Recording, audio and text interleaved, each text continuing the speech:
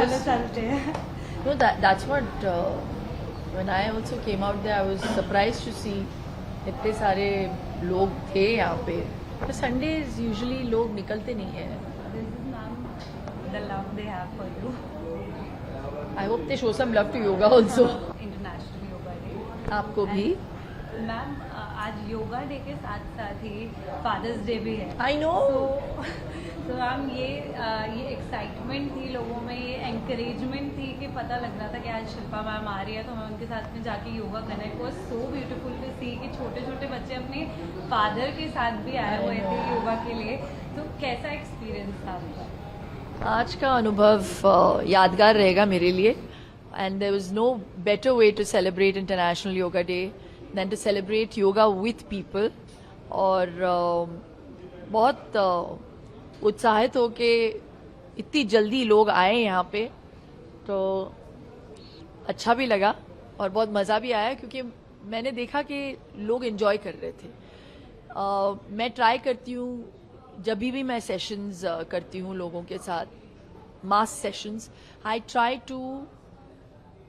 To make it enjoyable. तो बहुत मजाक मस्ती, keeping the technique in mind. तो आज भी उसी चीज़ को ध्यान में रख के मैंने सोचा कि I wanted to introduce it to जो 3 साल के बच्चे भी थे यहाँ पे.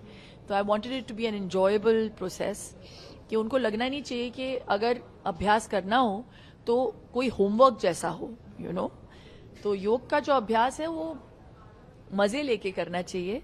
और ये बात मैं इस जो यंग हमारी पीढ़ी है उन तक पहुंचाना चाहती हूँ कि प्लीज़ इसका पूरा फ़ायदा उठाएं. इट्स अ साइंस जो हमारे ऋषि मुनि छोड़ के गए हैं. It's a single most holistic way to cure yourself, to strengthen yourself, to build muscle and to stay mentally agile and fit. So please take up yoga.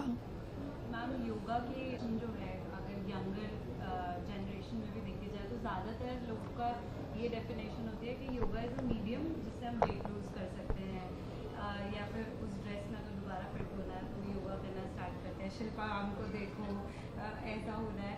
But ma'am आप over 2 decades से आप yoga practice 25. over 2 decades.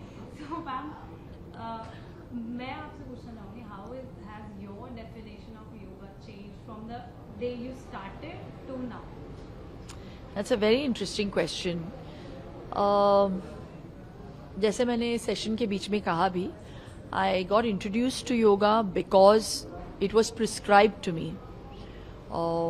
I suffered with a spondylosis issue, so मेरे physio ने कहा कि आप ये आसन करो. उसके बाद मैंने योगा टीचर को हायर किया, फिर मैंने दूसरे आसन भी किए.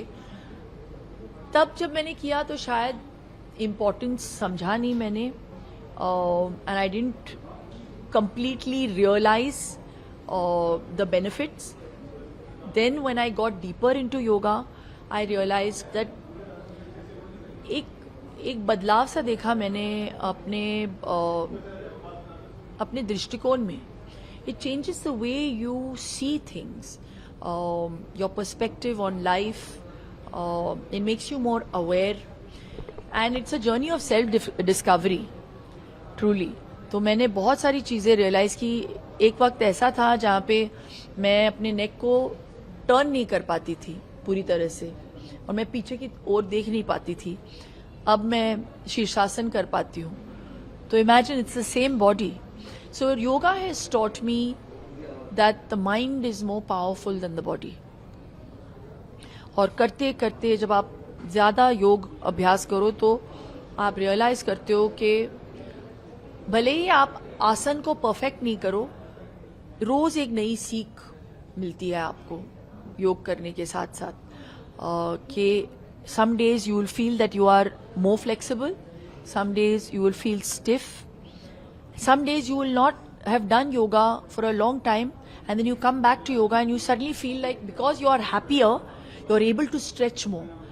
So it really opens up a lot of things in your life. But the most amazing thing about yoga, मैं तो योगा के बारे में बहुत बोल सकती हूँ, It's made me happier. It's helped me stay in the now. अब में जीना सिखाया है मुझे योगा ने. हम कितने सारे स्ट्रेसर्स से गुजरते हैं, specially actors, you know, always in the public eye. और even the younger generation, there's social media pressure, there's peer pressure. I just feel for this generation, there's no better Ramban ilaj than pranayam, and which is why I keep emphasizing on that. Ma'am आज somebody who has मतलब आपका social media देखकर इतना lively feel होता है and you have always anchored yoga as a medium of connecting your mind with your body. But आज की अगर जनरेशन में देखा जाए, बिजी लाइफ शेड्यूल रहते हैं and there is so much of anxiety, people are going into depression also. So yoga को spirituality से भी जोड़ा जाता है. सो what is your one non-negotiable thing या advice जो आप देना चाहते हैं कि योगा के थ्रू आप कैसे inner healing कर सकते हैं? You know, I love this shlok from the Gita and could not have been better put. जब कृष्णा ने कहा कि बंधुरात्मत मनस्तस्य येनात् मेवात् मनाजितः अनात् मनस्तु शत्रुत्वे वर्तेतात् मैव शत्रुवत, which means that it's the sixth shlok in the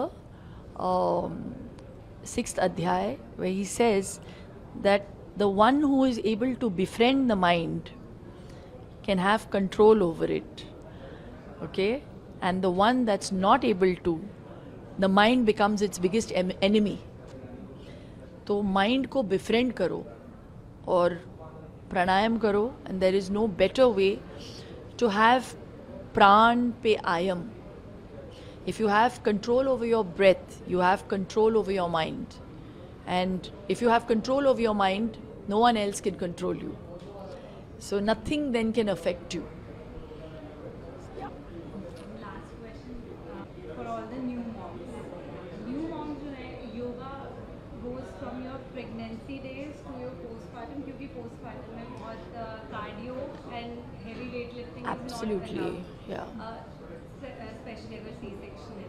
so ma'am yoga कैसे उनकी हेल्प करता है जब ऐसा वल्नरेबल टाइम है, जब आप अपनी बॉडी से डिस्कनेक्टेड फील कर रहे हैं? So how yoga helps you and that?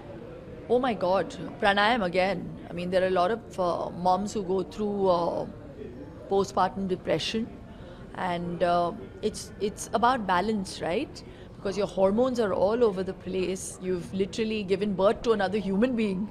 तो आप ज़्यादा heavy exercising कर नहीं पाते उस वक्त, especially like you said, जो C-section कर लेते हैं.